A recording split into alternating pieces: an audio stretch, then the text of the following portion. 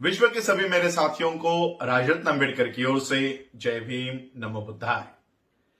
The Buddha इन धम्मा के 75वें भाग में एपिसोड 75 में आप सभी लोगों का स्वागत है।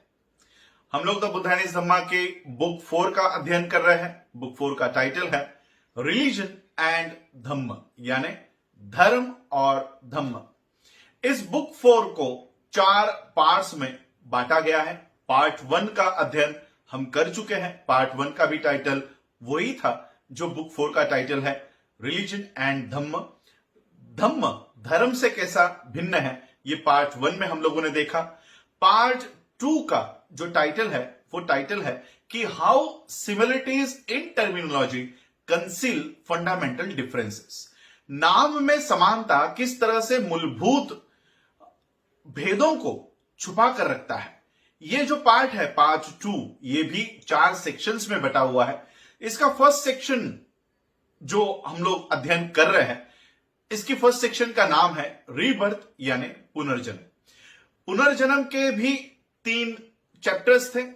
पहला चैप्टर था प्रिलिमिनरी, यानी इसका प्रास्ताविक हम कर चुके हैं। इसका दूसरा चैप्टर जो हम लोगों ने पिछले एपिसोड में देखा कि किसका पुनर्जन्म, रीबर्थ ऑफ व्हाट, किसका पुनर्जन्म होता है, और वो भी हम लोगों ने डिटेल जानकारी उस चैप्टर में ली। और आज हम इसके तीसरे और आखिरी चैप्टर, सेक्शन 1 के आखिरी चैप्टर रीबर्थ का आखिरी चैप्टर देखने जा रहे हैं। और इस आखिरी चैप्टर का नाम है रीबर्थ ऑफ हुम, किसका पुनर्जन्म। तो चलिए आज के इस पाठ की शुरुआत करते हैं और देखते हैं कि आखिर पुनर्जन्म होता किसका है। डॉक्टर बाबा साहब अम्बेडकर लिखते हैं, सबसे कठिन प्रश्न है, सबसे कठिन सवाल है कि किसका पुनर्जन्म है। क्या वही मृत व्यक्ति नया जन्म लेता है?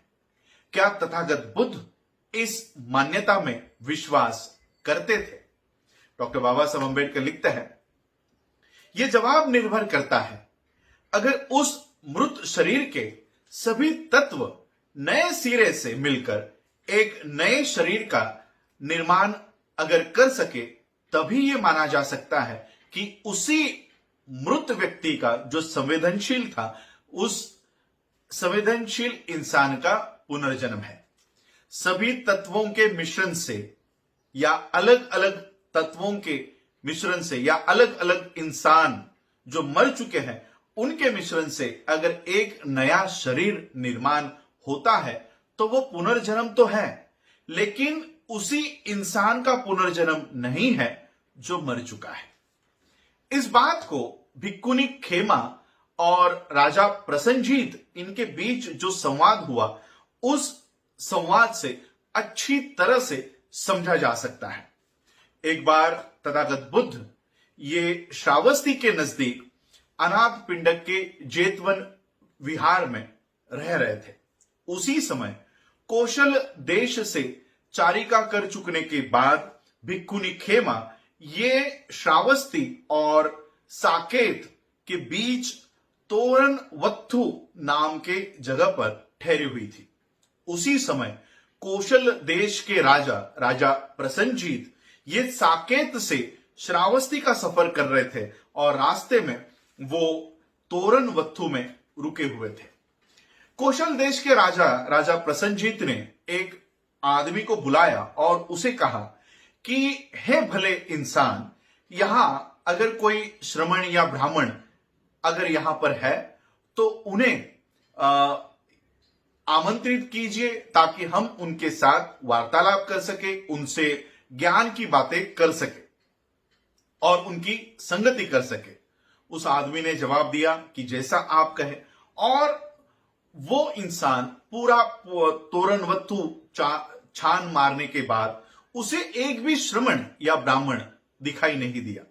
और फिर वो राजा के पास, और तब वो पूरा तोरणवत्थु जब वो छान मार रहा था, तब उस आदमी ने भिक्खुनी खेमा को देखा जो तोरणवत्थु में ठहरी हुई थी, रुकी हुई थी। उसे देखकर वो राजा के पास आया और बोला, हे राजन, तोरणवत्थु में कोई भी श्रमण या कोई भी ब्राह्मण नहीं है जिसके साथ आप वार्तालाप कर सके, ज्ञान की बातें कर सके। लेकिन हे राजन, तथागत बुद्ध की शिष्य भिक्खुनी खेमा यहीं पर तोरणवत्थु में ही रुकी हुई है। उनके बारे में ये ख्याति है कि वो काफी ज्ञानी है, निपुण है, चतुर है, बुद्धिमान है और बातचीत में शानदार है। हे राजन, आप उन्हीं के साथ वार्तालाप कीजिए, उन्हीं की संगति कीजिए और उनसे ही ज्ञान की बातें कीजिए। इसलिए कौशल देश के राजा प्रसन्नजीत भिक्खुनी खेमा को मिलने के लिए उनके पास गए। उन्हें वंदन करके एक जगह पर वो बैठ गए और बैठ चुकने के बाद राजा प्रसन्नजीत ने भिक्खुनी खेमा से पूछा, क्या तथागत मरने के पश्चात रहते हैं? इस पर आपका क्या विचार है? भिक्खुनी खेमा ने जवाब दिया, हे राजन, तथागत बुद्ध ने इस पर अपना कोई विचार प्रकट नहीं किया है। फिर राजा प्रसन्नजीत ने भिक्खुनी खेमा से सवाल किया, क्या तथागत बुद्ध मरने के पश्चात नहीं रहते? भिक्खुनी खेमा ने वही जवाब दिया कि हे राजन, तथागत बुद्ध ने इस बात पर अपने विचार प्रकट नहीं किए हैं। और फिर राजा ने कहा, हे भिक्खुनी, ऐसा कैसे हो सकता है? जब मैं प्रश्न पूछता हूं कि तथागत बुद्ध मरने के पश्चात रहते हैं, तब आप कहती हैं कि तथागत बुद्ध ने इस पर अपना कोई विचार प्रकट नहीं किया है। जब मैं ये पूछता हूं कि क्या तथागत बुद्ध मरने के पश्चात नहीं रहते, तब भी आप यही जवाब देती है। जब मैं आपको अन्य सवाल पूछता हूं, तब भी आप यही जवाब देती है। मैं आपसे प्रार्थना करता हूं कि आप मुझे बताएं कि इसके पीछे क्या कारण है, क्या वजह है कि तथागत बुद्ध ने इन विचारों पर अपना मत प्रकट क्यों नहीं किया है। तब भिक्खुनी खेमा ने राजा प्रसन्नजीत को जवाब दिया, हे राजन, इस विषय में मैं आपसे एक सवाल करती हूं। आपको जैसा उचित लगे वैसा आप मुझे इसका जवाब दीजिए। हे राजन, क्या आपके पास ऐसा कोई यंत्र है, कोई गणक है, गणक यानी कैलकुलेटर, कोई गणक है, कोई किताब है, रेडी रेकनर किताब है, जो गंगा में कितने रेती के कण है, रेत के कण है, बालू है, मिट्टी है, उसे गिन सके कि इसमें इतने 100, इतने 1000 मिट्टी के कण हैं? राजा प्रसन्नजीत ने भिक्खुनी खेमा को जवाब दिया, है भिक्खुनी, ऐसा कुछ मेरे पास नहीं है। भिक्खुनी खेमा ने पूछा, या फिर आपके पास ऐसा कोई लेखापाल, अकाउंटेंट है, कोई किताब, रेडी रेकनर है, या कोई गणक, कैलकुलेटर है, जो ये जान सके कि समंदर में कितना पानी है, जो ये बता सके कि इस समंदर में इतने गैलन, इतने 100 गैलन, इतने 1000 गैलन यहां पर पानी है? राजा प्रसन्नजीत ने कहा, नहीं है भिक्खुनी, मेरे पास ऐसा कोई यंत्र, कोई लेखापाल, कोई कैलकुलेटर, कोई गणक नहीं है जो ये सब बता सके। भिक्खुनी खेमा ने कहा, ऐसे कैसे हो सकता है? भिक्खुनी खेमा के इस सवाल पर राजा प्रसन्नजीत ने कहा, है भिक्खुनी, समंदर गहरा है, असीम है, विशाल है, अथांग है, इसे नापा नहीं जा सकता, इसे नापा जा ही नहीं जा सकता। तब भिक्खुनी खेमा ने कहा कि हे राजन, ठीक उसी तरह अगर कोई तथागत बुद्ध के बाहरी रूप से कोई तथागत बुद्ध की व्याख्या करना भी चाहे तो वो तथागत बुद्ध की व्याख्या नहीं कर सकता। तथागत बुद्ध ने अपना बाहरी रूप इसका परित्याग कर दिया है। वह जड़ मूल से कट चुका है। वह कटे हुए ताड़ वृक्ष के समान है जो अभाव प्राप्त हो चुका है, जिसमें कोई भावना नहीं है। अब उसकी कभी पुनर्उत्पत्ति होने की संभावना नहीं है। हे राजन, तथागत के रूप से अगर तथागत के तह तक कोई पहुंचना चाहता है तो वो नहीं पहुंच सकता। अब तथागत बुद्ध गंभीर है, असीम नापे नहीं जा सकते, ठीक उसी समंदर की तरह है राजन। यह भी नहीं कोई तथागत बुद्ध के मरने के पश्चात आप पूछते हो कि क्या तथागत बुद्ध मरने के पश्चात रहते हैं। यह भी नहीं कहा जा सकता कि तथागत बुद्ध मरने के पश्चात नहीं रहते, और यह भी नहीं कहा जा सकता कि तथागत बुद्ध रहते भी हैं, और यह भी नहीं कहा जा सकता कि तथागत बुद्ध रहते भी हैं और नहीं भी रहते। अगर कोई तथागत बुद्ध के भावनाओं से अगर तथागत बुद्ध की व्याख्या करना चाहे तो तथागत बुद्ध की भावनाएं भी जड़ मूल से कट चुकी है। तथागत बुद्ध की सभी भावनाएं मुक्त है, वो गंभीर, असीम और नापे नहीं जा सकते, ठीक उसी समंदर की तरह। अगर कोई तथागत बुद्ध को अनुभूति से व्याख्या करना चाहे तो तथागत बुद्ध गतिविधियों से, चेतना से, जड़ मूल से कट चुके हैं। तथागत बुद्ध सभी चेतनाओं से मुक्त है, वो गंभीर है, असीम है और नापे नहीं जा सकते। भिक्खुनी खेमा की इन शब्दों को सुनकर राजा प्रसन्नजीत प्रसन्न हुए, आनंदित हुए।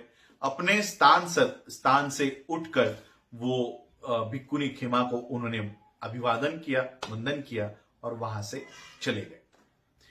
एक अवसर पर राजा प्रसन्नजीत ये तथागत बुद्ध से मिले। तथागत बुद्ध को अभिवादन करने के बाद, एक और बैठ चूकने के बाद उन्होंने तथागत बुद्ध से पूछा, हे तथागत, क्या तथागत मरने के पश्चात बने रहते हैं? क्या वो रहते हैं? तथागत बुद्ध ने जवाब दिया, हे राजन, इस पर मैंने अपने कोई भी विचार प्रकट नहीं किए हैं। फिर राजा प्रसन्नजीत ने सवाल किया कि हे तथागत, क्या तथागत मरने के पश्चात नहीं रहते? तथागत बुद्ध ने फिर से जवाब दिया कि हे राजन, मैंने इस विषय पर अपना कोई विचार प्रकट नहीं किया है। राजा ने फिर पूछा, हे तथागत, ऐसा कैसे हो सकता है कि जब मैं आपसे पूछता हूं कि तथागत मरने के पश्चात रहते हैं, तब आप कहते हैं कि मैंने इस पर कभी कोई विचार प्रकट नहीं किया है। जब मैं आपसे पूछता हूं क्या तथागत मरने के पश्चात नहीं रहते, तब भी आप यही जवाब देते हैं कि इस पर मैंने अपने कोई विचार प्रकट नहीं किए। ऐसा कैसे हो सकता है? जब मैं आपसे पूछता हूं तब इसके पीछे क्या कारण है, क्या वजह है? इस पर तथागत बुद्ध ने पूछा। तथागत बुद्ध ने वही जवाब दिया जो भिक्खुनी खेमा ने राजा प्रसन्नजीत को जवाब दिया था। वो जवाब सुनकर, वो मैं यहां पर रिपीट नहीं कर रहा हूं, बुक में वो डिटेल रिपीट है। ये जवाब सुनकर राजा प्रसन्नजीत इन्होंने तथागत बुद्ध से कहा कि आपका जो उत्तर है, आपका जो जवाब है, वो भिक्खुनी खेमा से एक सरीका है। ये अद्भुत है तथागत, ये आश्चर्य की बात है कि गुरु और शिष्य, इन दोनों के शब्दों में, इन दोनों के वाक्यों में थोड़ा भी अंतर नहीं है। अर्थ की दृष्टि से, व्याख्या की दृष्टि से कुछ भी अंतर इन दोनों जवाबों में नहीं है। कुछ दिनों पहले मैं भिक्खुनी खेमा से मिला, मैंने उनसे इसी बात का मतलब पूछा। उन्होंने मुझे इन्हीं शब्दों में उत्तर दिया, जवाब दिया। और फिर तथागत बुद्ध को नमन करके उन्होंने तथागत बुद्ध से आज्ञा मांगी कि अब वो आगे जा सके। और फिर तथागत बुद्ध को अभिवादन करके वो वहां से, राजा प्रसन्नजीत वहां से चल दिए। ये चैप्टर हम लोगों को ये बताता है कि क्या उसी व्यक्ति का पुनर्जन्म होता है जो मर चुका है, और इसके ऊपर तथागत बुद्ध का यही जवाब है कि इसके ऊपर तथागत बुद्ध ने अपने कभी कोई विचार प्रकट नहीं किए हैं। और ये नहीं कहा जा सकता कि उसी मरे हुए इंसान का कभी पुनर्जन्म होता है। और जो डॉक्टर बाबा साहब अम्बेडकर जी ने शुरुआत की पंक्तियों में लिखा है कि जब तक उसी मरे हुए व्यक्ति के चार तत्व अगर एक साथ नहीं मिलते, तब तक उसी आदमी का पुनर्जन्म हुआ है, ऐसा नहीं माना जा सकता। आज आप लोगों ने मुझे सुना, उसके लिए आप सभी लोगों का आभार, धन्यवाद। जय भीम, जय भारत, जय बुद्ध।